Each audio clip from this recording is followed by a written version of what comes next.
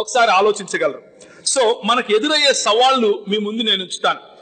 ఒక రకంగా చెప్పాలి అంటే క్రైస్తవ్యంలో మేము ఉన్నాము, మేము క్రైస్తవులము అని చెప్పంగానే మన సహోదరులు కొన్ని ఒక రకమైనటువంటి అపోహలకు గురి అయి ఉంటారు అన్నది నా అభిప్రాయం. కొన్ని అపోహలు మన మధ్య స్ప్రెడ్ చేస్తూ ఉంటారు. ఏమంటూ ఉంటారు అంటే, మీరు ఈ దేశానికి చెందిన వాళ్ళు కాదు, మేమైతే ఈ దేశానికి చెందిన వాళ్ళం అని చెప్తూ ఉంటారు.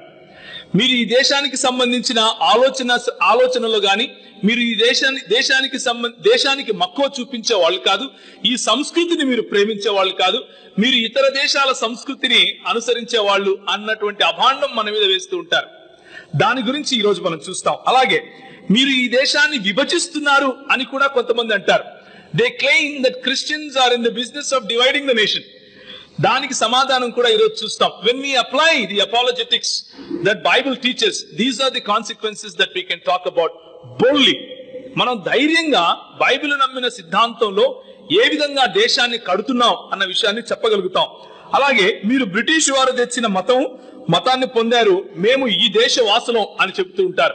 దీనికి సమాధానంగా కూడా కొన్ని విషయాలు మనం చూడబోతున్నాం. మీకు దేశభక్తి లేదు, మేమేమో దేశం కోసమే మా జీవితాలను సమర్పిస్తున్నాం అంటూ బొంకే వాళ్ళు కూడా మన ముందు కనిపిస్తూ ఉంటారు. ఇది ఎంత మాత్రం నిజం అన్న విషయాన్ని కూడా మనం చూసుకుంటాం. ఎందుకు ఈ విషయాలు చూసుకోవాలి, ఎందుకు ఇప్పుడు ఈ సమయం ఎందుకు ఇంపార్టెంట్ అన్న విషయం కనుక చూస్తే, తెలుగు రాష్ట్రాల్లో ఈ మధ్య చాలా మంది కాషాయ వస్త్రాలు ధరించుకున్నటువంటి గూండాలు బయలుదేరారు. ఆ గూండాలు వాళ్లకు నచ్చిన పేర్లు పెట్టుకుని క్రైస్తవ సమాజాన్ని, ముఖ్యంగా చెప్పాలి అంటే క్రైస్తవ సమాజం కంటే కూడా ఎక్కువగా సామాన్య భారతీయ హిందూ సమాజాన్ని విభజించే పనిలో ఉన్నారు. విభజించి విద్వేషాలు రెచ్చగొట్టి వైషమ్యాలు పెంచి ఒకరి పట్ల ఒకరికి దూరాన్ని తీసుకుని రావాలి అన్న ఆలోచనలో ఉన్నారు. ఆ ఆలోచనను కనుక మనం అర్థం చేసుకోకపోతే, దాని ఆరిజిన్స్ ఎక్కడ, అవి ఎక్కడ మొదళ్ళు, దానికి మొదళ్ళు ఎక్కడున్నాయి అని గనక మనం ఆలోచించకపోతే, మనం కేవలం పైన కనిపించే పుండ్ల పైన దాన్ని ఏమంటారు మందు రాస్తాం, కానీ ఆ పుండుకు కారణమైన రోగం ఏదైతే ఉందో దాన్ని అలాగే వదిలిపెడతాం. ఈ రోజు ఒక పుండు మానితే రేపు ఇంకొక పుండు మొదలవుతుంది. కాబట్టి కూకటి వేళ్లతో దాన్ని పెరికివేయాలి అంటే విద్య, దానికి సంబంధించినటువంటి అవగాహన, సమగ్రమైన అవగాహన అవసరం. కాబట్టే ఈ సదస్సు, దాన్నే అప్లైడ్ అపాలజెటిక్స్ అని అంటున్నాం. మీరు దేశ పౌరుల కోసం ఏమీ చేయరు, మేమేమో దేశ పౌరుల కోసం వాళ్ళ కోసమే బ్రతుకుతాం అని అంటూ ఉంటారు. సైన్యంలో మేమే ఉన్నాం అని అంటూ ఉంటారు. ఈ దేశాన్ని నిర్మించేది మేము అని అంటూ ఉంటారు. దానికి సమాధానం ఈ రోజు మనం చూద్దాం. మీరు పాశ్చాత్య దేశాలకు, వారి పద్ధతులకు అమ్ముడుపోయారు అని చెప్పే వాళ్లను తిరిగి ప్రశ్నించే విధంగా మనకు ఈ సబ్జెక్ట్ అర్థమవ్వాలి. తిరిగి ప్రశ్నించే విధంగా మనకు ఈ అవగాహన రావాలి. ఈ భారత భూభాగం అంటే ఆఫ్ఘనిస్తాన్ ప్రాంతం మొదలుకొని ఇటువైపు దాదాపు బర్మా, మ్యాన్మార్ వరకు, తూర్పు పడమరలను మనం తీసుకుంటే ఉత్తర దక్షిణాలుగా పైన హిమాలయాల నుంచి క్రింద శ్రీలంక వరకు కూడా ఉన్న భూభాగాన్ని ఇక్కడ ఉన్నటువంటి మొహెంజోదారో, హడప్పా నాగరికతకు సంబంధించిన వాళ్ళు ఆక్రమించుకొని ఉన్నారు. అక్కడ 3000 సంవత్సరాల క్రితం నుంచి కూడా నాగరికత, సివిలైజేషన్ ఆఫ్ హడప్పా అని అంటారు. ఆ సివిలైజేషన్ ఆఫ్ హడప్పాకు దాదాపు 1200 క్రీస్తు పూర్వం 1200 సంవత్సరాల్లో వలస వచ్చిన వాళ్లను భరత అని పిలుస్తారు. వలస వచ్చిన వారు ఈ స్థానికులమైనటువంటి మనల్ని, అంటే నల్లటి చర్మం ఉంటుంది, మనకు రింగుల ఎంటుకలు ఉంటాయి, నుసుటలు పెద్దగా ఉంటాయి, ముక్కులు దిబ్బడగా ఉంటాయి, బాకినోరలు వేసుకొని ఉంటాం. మనల్ని దాసులని, దస్యులని, రాక్షసులని పేర్లు పెట్టారు. మనల్ని వింధ్య సాత్పుర పర్వతాల క్రింది వైపుకు నెట్టివేశారు. ఇక్కడ ఉన్నటువంటి అటవీ ప్రాంతంలో మనల్ని త్రోసివేశారు. వీరినే ఆర్య సంస్కృతి ప్రకారం అతిశూద్రులని కూడా పిలిచారు. అంటే ఎందుకు ఆర్య సంస్కృతి అన్నాను అంటే, వారు ఆక్రమించుకున్న భూభాగాన్ని ఆర్యావర్తనం అని అన్నారు కాబట్టి. ఆ ఆర్యావర్తనంలో దాన్ని ఆర్యావర్తం అని కూడా అంటారు. ఆ ఆర్యావర్తం అన్నది ఆఫ్ఘనిస్తాన్ నుంచి నేను ఇంతకు ముందు చెప్పినట్లుగా మ్యాన్మార్ భూభాగం వరకు, క్రింద వింధ్య సాత్పుర పర్వతాల భూభాగం వరకు కూడా వారు ఆక్రమించుకున్నారు అని చెబుతుంది. ఆ తర్వాత అంటే చరిత్ర చెబుతుంది. ఆ తర్వాత 336 నుంచి 323 వరకు అలెగ్జాండర్ అనే వ్యక్తి గ్రీకు దేశం నుంచి మన దేశం పైన దండెత్తి వచ్చాడు. అప్పటికే ఆర్యులు మన దేశంలో వారి సంస్కృతిని విస్తరింపజేస్తూ వాళ్ళతో పాటు తీసుకొచ్చినటువంటి కుల వ్యవస్థను ఈ దేశం పైన, ఈ దేశ నాగరికుల పైన రుద్దారు. ఆ కుల వ్యవస్థ ఎలా వచ్చింది అన్నది మనం మళ్ళీ చూద్దాం. కానీ ఈ భూభాగం మాది అనే వాళ్లకు సమాధానంగా మీకు ఈ సమాచారం ఉపయోగపడుతుంది అన్న ఉద్దేశంతో ఈ సమాచారం ఇస్తున్నాను. ఈ భూభాగం ఎవడి అబ్బ సొత్తు కాదు, ఏ ఒక్కడు కొనుక్కుంటే వచ్చింది కాదు. ఈ భూభాగంలో స్థానికులంగా మనం ఉన్నాం. మన పైన రాజ్యం చేయటం కోసం వచ్చిన వాళ్ళ గురించి నేను చెప్తున్నాను. ఆర్యులు వచ్చారు, 336లో గ్రీకులు వచ్చారు, 324లో మౌర్య సామ్రాజ్యులు. ఇక్కడి వారే ఆర్యులలో నుంచే కొంతమంది లేచారు. వారు గ్రీకులతో పొత్తు పెట్టుకుని, గ్రీకులు వాళ్ళతో పెళ్లిళ్లు చేసుకుని వారి పిల్లలకు క్షత్రియ నామకరణాలు చూశారు. క్షత్రియులుగా వాళ్ళను గుర్తించారు. స్థానికులమైన మనమేమో దాసులము, స్థానికులమైన మనమేమో దస్యులము, స్థానికులమైన మనమేమో రాక్షసులము, బయట నుంచి వచ్చిన గ్రీకు దేశస్థుడేమో క్షత్రియుడు అని ఆకర్షించే సంస్కృతి ఈ సంస్కృతి. ఎందుకు ఇలా చేశారు అన్నది మనం చూస్తాం. 272లో అశోక చక్రవర్తి పోనీ ఆయనేమైనా ఈ బ్రాహ్మణవాదాన్ని తీశాడా అని అంటే, మౌర్యులు గాని, అశోకుడు గాని, తర్వాత వచ్చిన శింగులు గాని, శాతవాహులు గాని, వీళ్ళందరూ కూడా బ్రాహ్మణవాదంతో పాటు బౌద్ధ మతాన్ని కూడా స్వీకరించారు. బౌద్ధ మతాన్ని, ఇక్కడ మొదలైన బౌద్ధ మతాన్ని ఊచకోత కోసిన సంస్కృతి ఈ దేశంలో ఉన్న ఆర్యుల సంస్కృతి. వారిని తరిమి కొట్టిన సంస్కృతి. లక్షలకు పైగా బౌద్ధులను ఈ దేశం నుంచి, ఈ భూభాగం నుంచి తరిమి కొట్టినటువంటి సంస్కృతి. 40 క్రీస్తు శకంలో శకులు వచ్చారు. వాళ్ళు ఇంకెవరో కాదు, గ్రీకు దేశస్థులు ఆర్యులు కలవగా వచ్చినటువంటి వారు. వారి చేతుల్లో త్రిశూలాలు మనకు ఈ రోజు కూడా శిలా పలకాల మీద కనిపిస్తాయి. ఆ తరువాత కుషానులు వచ్చారు. కుషానులు మధ్య ఆసియాకు సంబంధించిన వాళ్ళు. కుషానుల తర్వాత పార్థినులు వచ్చారు. గొండో పార్థిను అనే ఒక రాజు పాలించినటువంటి సమయంలో తోమ మన దేశానికి వచ్చినట్లుగా మరి చరిత్ర చెబుతోంది. ఆ గొండో పార్థినుడు రాజు చేతిలో త్రిశూలాలు మనకు కనిపిస్తాయి. ఈ రోజుకు కూడా వారు చెక్కినటువంటి ఆ శిలాఫలకాలు గాని, వారి విగ్రహాలలో గాని త్రిశూలాలు కనిపిస్తాయి. మనకు కనిపించే త్రిశూలం ఇది మాది అని చెప్పుకునే వాళ్ళు నిజానికి బయట నుంచి తెచ్చుకున్నటువంటి, అరువు తెచ్చుకున్నటువంటి కాన్సెప్ట్స్ అని చెప్పడం కోసం మీకు ఈ మాట చెప్తున్నాను. 98లో కనిష్క రాజ్యం, 320లో చంద్రగుప్త మౌర్యులు, 609లో చాళుక్యులు, వీరు బ్రాహ్మణిజాన్ని ఎక్కువగా ఇక్కడ ప్రోత్సహించారు. 985లో చోళులు, 1026 నుంచి కూడా ఇస్లామీ నేపథ్యం ఉన్న వాళ్ళు ఈ దేశం పైన దండయాత్ర చేశారు. అలా పోను 1498లో వాస్కోడిగామా వచ్చినప్పుడు క్రైస్తవ్యం వచ్చింది అని అపోహపడుతూ ఉంటారు. నిజానికి యూదా క్రైస్తవ సముదాయానికి ఉండవలసినటువంటి వేళ్లు ఎన్నో వందల సంవత్సరాల క్రీస్తు పూర్వం నుంచి ఉన్నాయి అన్నదానికి ఈ రోజు మనం రుజువులు చూస్తాం. నేను ఎందుకు ఈ మాటలు చెప్పాను మీకు అంటే, ఈ దేశం మాది, ఈ భూభాగం మాది అనే వాళ్లకు సమాధానం చెప్పటం కోసం. ఈ భూభాగం ఎవరబ్బ సొమ్ము కాదు. ఈ భూభాగము అందరినీ స్వేచ్ఛగా తిరిగేందుకు ఆకర్షించింది. ఈ భూభాగం అందరికీ తల్లి అయింది. ఈ భూభాగం అందరికీ తండ్రి అయింది. ఈ భూభాగం అందరినీ ఆహ్వానించింది, అందరినీ పెంచింది. దానికి కారణం నువ్వు నేను అయిన స్థానికులం. మనలో ఉన్నటువంటి అందరినీ కలుపుకొని పోయే స్వభావం. ఆ స్వభావం ఉంది కాబట్టే మనలాంటి స్థానికులు ఆ స్వభావాన్ని చూపించే క్రైస్తవ్యం వైపు ఆకర్షితులం అవుతున్నాం. అంతేగాని విభజించి పాలించే సంస్కృతి వైపు ఆకర్షితులం అవటం లేదు. ఎందుకు అంటే స్థానికులమైన మనల్ని వారు నీచ చూపు చూశారు కాబట్టి. ఎవరు స్థానికులు, ఎవరు వేరేవారు అని తిరిగి ప్రశ్నించండి. ఆ ప్రశ్నించడాన్నే అప్లైడ్ అపాలజెటిక్స్ అంటాం. మనం నేర్చుకున్న సిద్ధాంతాన్ని ఒక ప్రశ్నారూపకంగా ప్రజల ముందు పెట్టాలి, వారికి మేల్కొల్పు తీసుకుని రావాలి. ఏంటి ఈ బ్రాహ్మణిజం, ఏంటి ఈ బ్రాహ్మణవాదం అని అంటే, ఇంతకుముందు బీబు చెప్పినట్లుగా బ్రహ్మ తల నుండి బ్రాహ్మణుడు, బ్రహ్మ భుజాల నుంచి క్షత్రియుడు, బ్రహ్మ ఉదర భాగం నుంచి వైశ్యుడు, బ్రహ్మ కాళ్ల భాగం నుంచి మరి శూద్రులు వచ్చారు అని చెబుతూ అతి శూద్రులుగా కొంతమందిని చెప్పులుగా చూపించారు. ఆ చెప్పులు శరీరంలో ఒక భాగం కాదు గాని కావాలన్నప్పుడు చెప్పులు వేసుకోవచ్చు, అవసరం లేనప్పుడు విడిచిపెట్టచ్చు అన్నటువంటి వారిని అతిశూద్రులు అన్నారు. వారినే స్థానికులుగా చేశారు. వారినే అతిశూద్రులనే అన్టచబుల్స్ లేకపోతే అస్పృశ్యులు అని అన్నారు. దీన్నే ధర్మం అని పిలిచారు.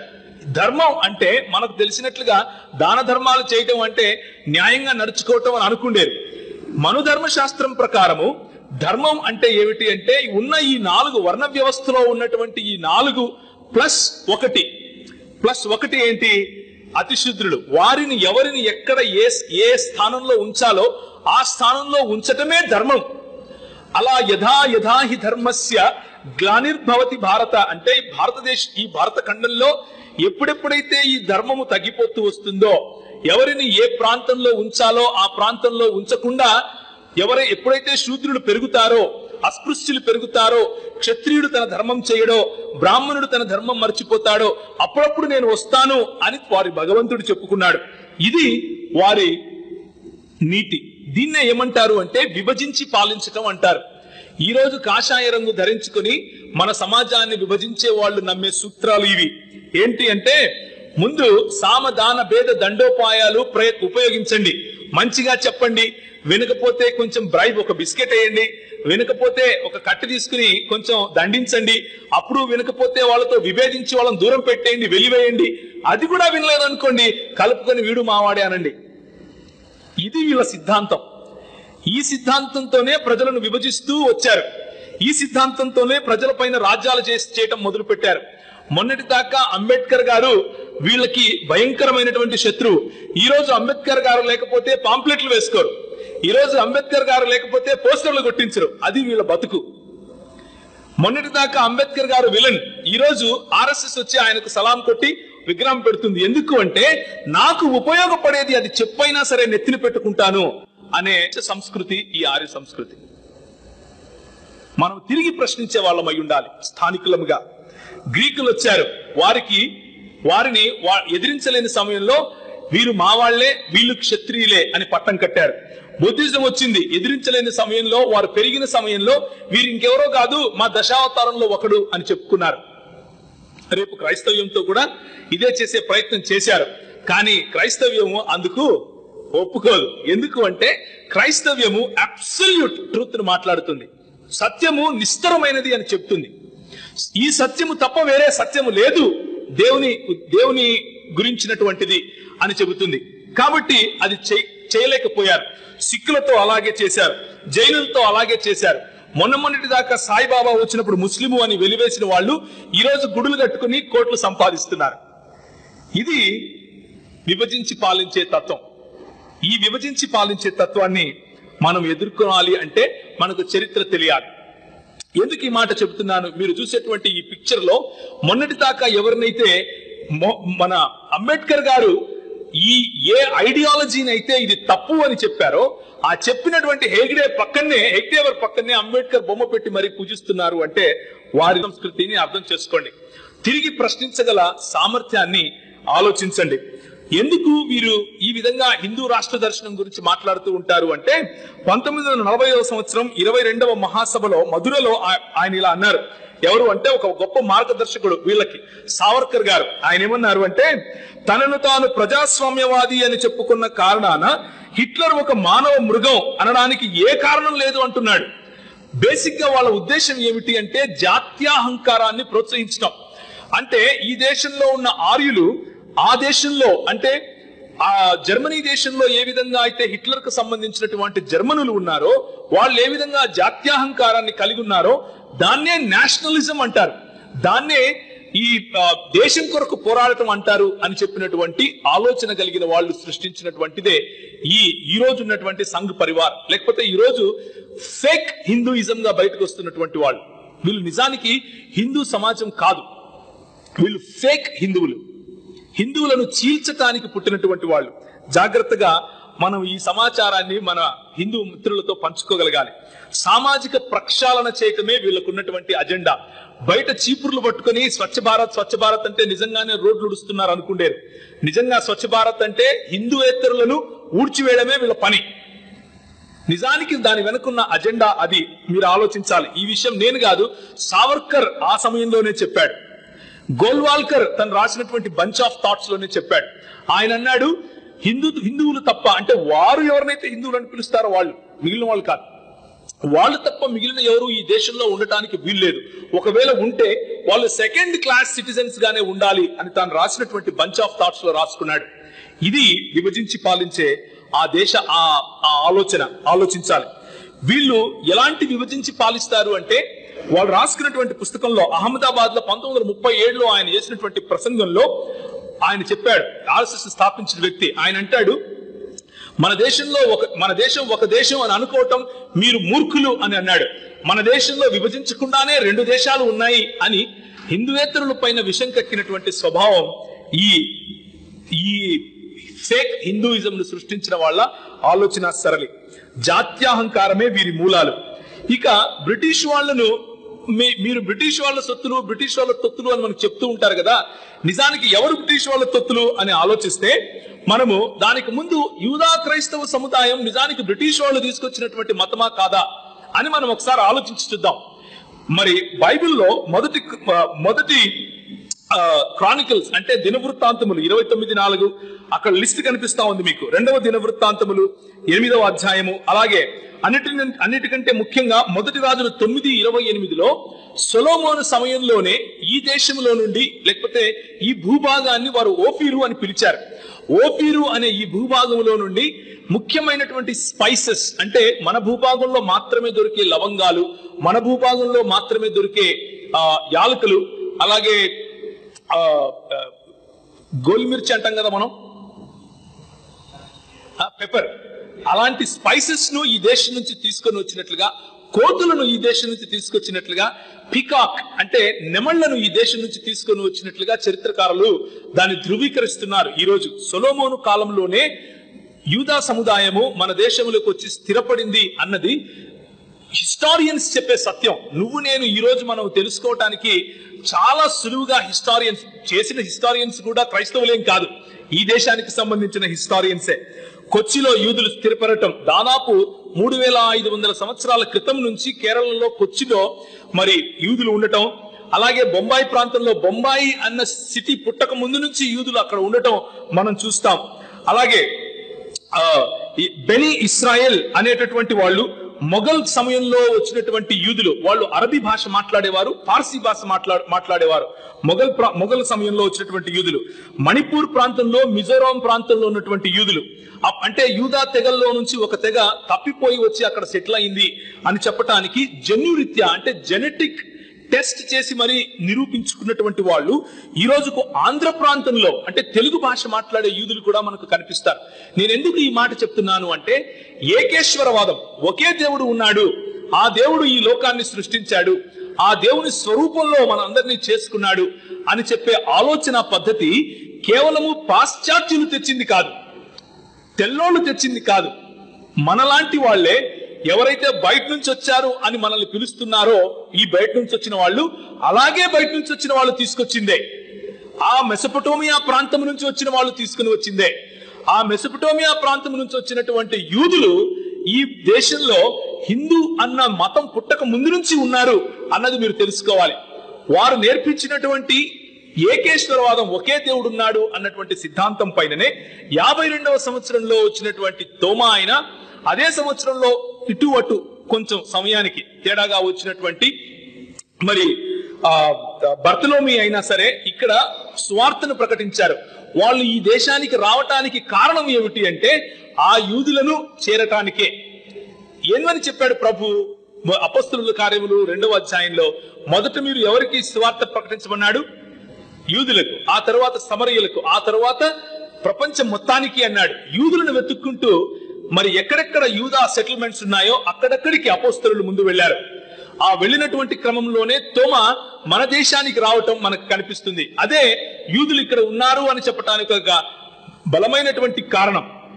ఆయన వచ్చి ఇక్కడ సువార్త చేయటం, తక్షశిలలో ఆయన ఉండటం, తక్షశిల నుంచి గండోపార్తి అనేటటువంటి ఆ రాజు దగ్గర నుంచి సెలవు తీసుకుని అక్కడ వచ్చినటువంటి ఒక పెద్ద తుఫాను కారణంగా వేరే ద్వీపానికి వెళ్ళటం, అక్కడ నుంచి తిరిగి కొచ్చి ప్రాంతానికి రావటం.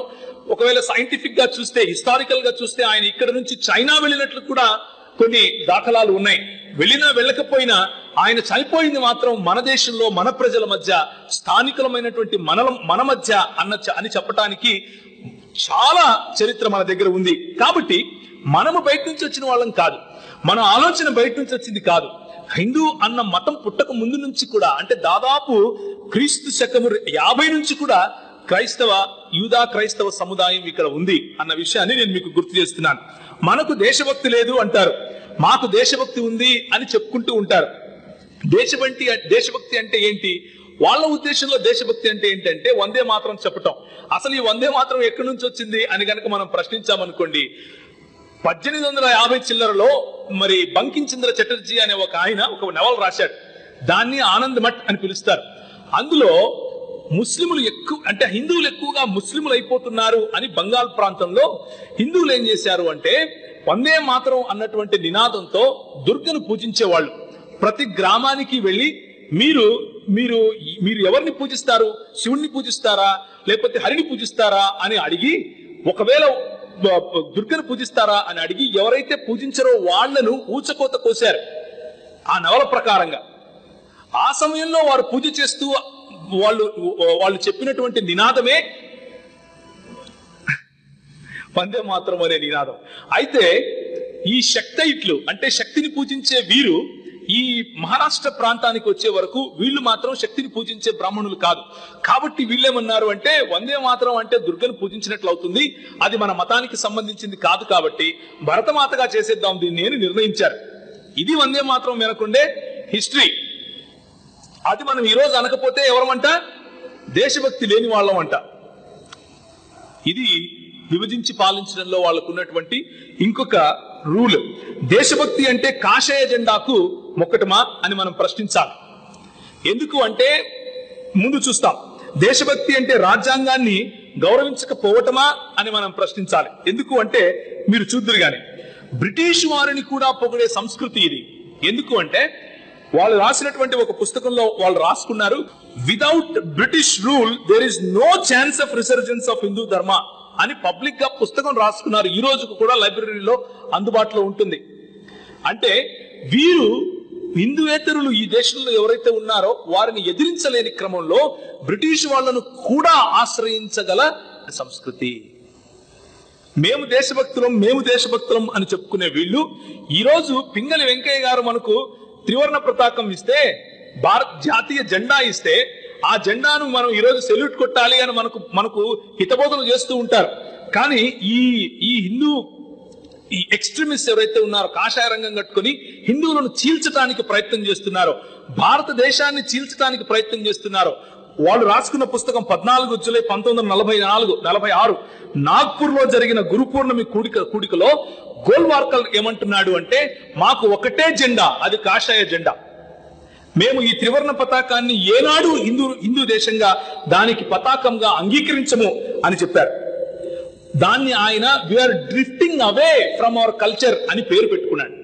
మనమంట సంస్కృతి నుంచి దూరం వెళ్ళిపోతున్నామంట. వీళ్ళు దేశభక్తులు, మనం దేశభక్తులం కాదు. ప్రశ్నించగలగాలి, తిరిగి మనం ప్రశ్నించగలగాలి. అలాగే త్రివర్ణ పతాకం పైన ఈ రోజు కూడా ఆర్ఎస్ఎస్ యొక్క వాళ్ళ ఐడియాలజీని చూస్తే వాళ్ళు ఈ రోజుకు చెప్పుకుండేదే ఇది. మా జెండా ఇదే, 1 లీడర్ 1 నేషన్ 1 ఫ్లాగ్. ఇది వాళ్ళ నినాదం. ఆ ఫ్లాగ్ ఏంటి అంటే కాషాయ రంగు కట్టుకున్నటువంటి ఫ్లాగ్. ఆ జెండా కింద ఎన్నైనా పేర్లు పెట్టుకోండి మీరు, నో ప్రాబ్లం. కానీ జెండా మాత్రం ఏమై ఉండాలి? కాషాయ రంగే.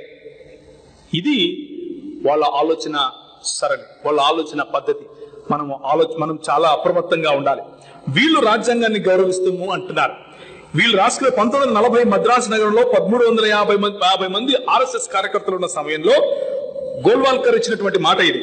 ఆర్ఎస్ఎస్ ఒక పతాకం చేత, ఒక నాయకుని చేత, ఒక సిద్ధాంతం చేత ప్రేరేపింపబడి ఈ గొప్ప దేశం యొక్క ప్రతి మారుమూల ప్రాంతాల్లో హిందుత్వం అనే మంటని రగిలిస్తుంది అన్నది వీళ్ళ ఆలోచన. హిందుత్వం అనే మంటను రగిలించాలి, ప్రజలను చీల్చాలి, ప్రజలను అనగదొక్కాలి. ఇది రాజ్యాంగాన్ని గౌరవించడం అవుతుందా? మన రాజ్యాంగం ఇదే చెబుతుందా? కాదు. మారణ హోమం చేయటమే ఈ సంస్కృతికి ఉన్నటువంటి ఆలోచన. ప్రతి ఒక్కరిని చంపాలి, విద్వేషాలు రెచ్చగొట్టాలి, నాశనం చేయాలి, చీల్చాలి, విభజించి పాలించాలి. ఎందుకంటే అందరూ కలిశారు అంటే బ్రాహ్మణవాదంలో నాకున్న శక్తి పోతుంది. అందరూ కలిశారు అని అంటే ఈక్వాలిటీ వస్తుంది. అంబేద్కర్ గారు ఒక మాట అంటారు, ఏమంటారు అంటే ఒక సామాన్య బ్రాహ్మణవాదం నమ్మే వ్యక్తికి వేరే వ్యక్తి మంచి ఉద్యోగాలు చేస్తే ఇబ్బంది లేదు, వాళ్ళు డబ్బులు సంపాదిస్తే ఇబ్బంది లేదు. కానీ ఇబ్బంది ఎక్కడొస్తుంది అంటే నాతో వాడు సమానం అవుతాడు అన్న ఇబ్బంది వస్తుంది. నాతో వాడు సమానం ఎలా అవుతాడు?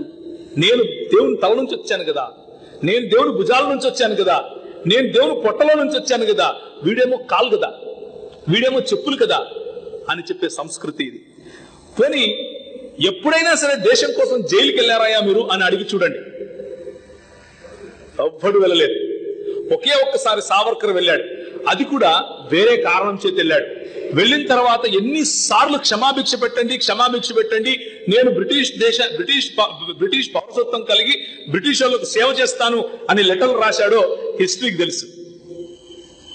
ఏనాడు వీళ్ళు దేశం కోసం పోరాడిన వాళ్ళు కాదు. కానీ రెచ్చగొట్టడం, ప్రజలను చీల్చటం, చంపటం, ఇది విభజించి పాలించే ప్రక్రియలో వాళ్ళు చేసే పద్ధతి, వాళ్ళు చేసే పనులు. మనం జాగ్రత్తగా అప్రమత్తంగా ఉండాలి. డిసెంబర్ 6, 1947లో ఇదే జరిగింది. సర్దార్ వల్లభాయ్ పటేల్ గారు ఈ ఆర్గనైజేషన్ ని, ఆర్ఎస్ఎస్ అనే ఆర్గనైజేషన్ ని బహిష్కరించారు. ఇది దేశానికి ముప్పు అని చెప్పారు. ఈ రోజు ఎవరైతే వాళ్ళను బహిష్కరించారో వాళ్ళది విగ్రహం పెట్టి వీడు మావాడే అంటున్నారు.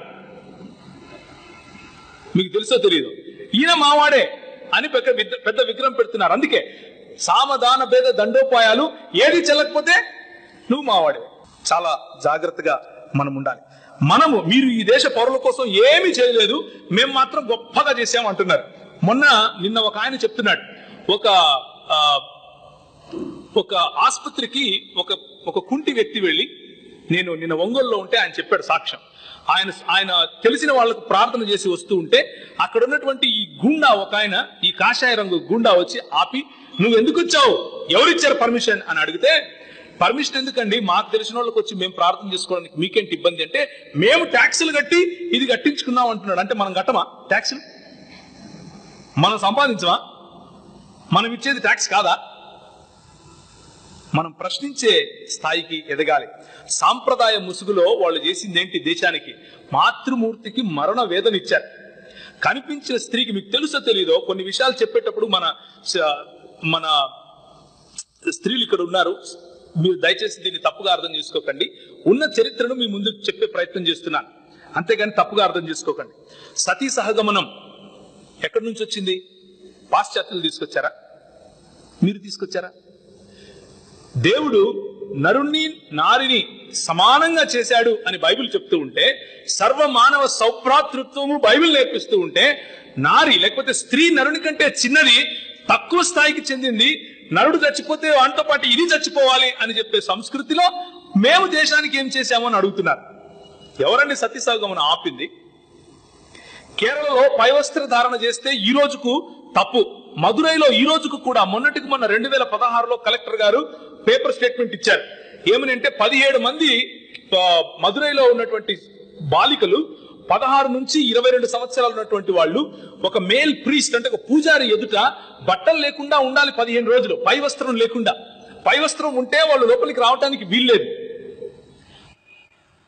సర్వే చేసిన వాళ్ళు ఉన్నారు. 1999 నుంచి 2010 వరకు చేసిన సర్వేలో, అదే మదురైలో ఉండే ఒక గ్రామంలో బయటికి గనక ఈ బ్రాహ్మణులు గాని క్షత్రియులు గాని వస్తే పై వస్త్రం తీసేయాలి మన స్త్రీలు. ఇలాంటి సంస్కృతి ఉన్న మీరు దేశానికి ఏం చేశారని మమ్మల్ని అడుగుతారు. మనం ప్రశ్నించగలగాలి. అందుకనే ఈ తీర ప్రాంతం, కేరళ గాని, తమిళనాడు గాని, ఒరిస్సా గాని, ఆంధ్రప్రదేశ్ గాని, ఈ తీర ప్రాంతంలో ఉన్నటువంటి వాళ్ళు బెంగాల్ వరకు కూడా పై వస్త్రం లేకుండా జీవించారు. మీకు తెలుసో తెలీదో, మొన్నటి వరకు కూడా పై వస్త్రం లేకుండా జీవించారు స్త్రీలు. పురుషులైతే ఒక గోచి బట్ట ఇంత ఉండేది తప్ప వేరేది పెట్టుకుంటే వాళ్ళ పిరుగులు కోసేవాళ్ళు. మీకు తెలుసో తెలీదు. గోచి బట్ట కట్టుకున్నటువంటి ఒక శూద్రుడు పెద్ద కులం వాడితో కలిసి కూర్చుంటే పిరుగులు కోసేవాళ్ళు. ఇది క్షత్రియ ధర్మం అని చెప్పేవాళ్ళు. ఈ ధర్మం చెప్పేవాళ్ళు దేశానికి మీరేం చేశారు అని మనల్ని ప్రశ్నిస్తారు. మనమేం చేయలేదు అని అనుకుంటూ ఉంటాం. ఎవరండి అది ఆపింది? ఆడవాళ్లకు స్కూల్ కట్టింది ఎవరు? ఆడవాళ్లను సమానంగా కూర్చోపెట్టింది ఎవరు? శూద్రులకు చదువు నేర్పింది ఎవరు?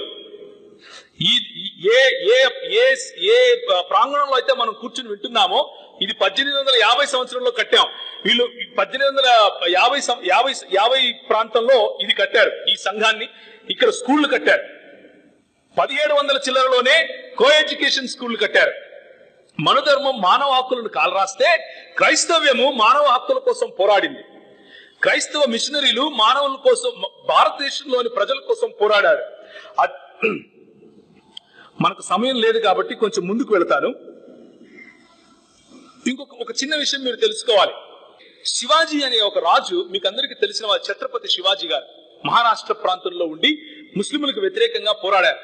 ముస్లింలు వచ్చి ఈ దేశంలో ఉన్న వారి పైన మతోన్మాదం చేసిన సమయంలో శివాజీ గారు ఒక శూద్రుడు అయి ఉండి బ్రాహ్మణ క్షత్రియ వాదానికి సంబంధించిన వాడు కానకపోయినా వారి కోసం నిలబడి పోరాడాడు. నిలబడి విరోచితంగా పోరాడి తన ప్రాణమైనా సరే అర్పిస్తాను అని వారిపైన విజయం సాధించిన తర్వాత ఆయన శూద్రుడు అన్న ఒకే ఒక్క కారణం చేత ఆయనకు పట్టం కట్టలేదు.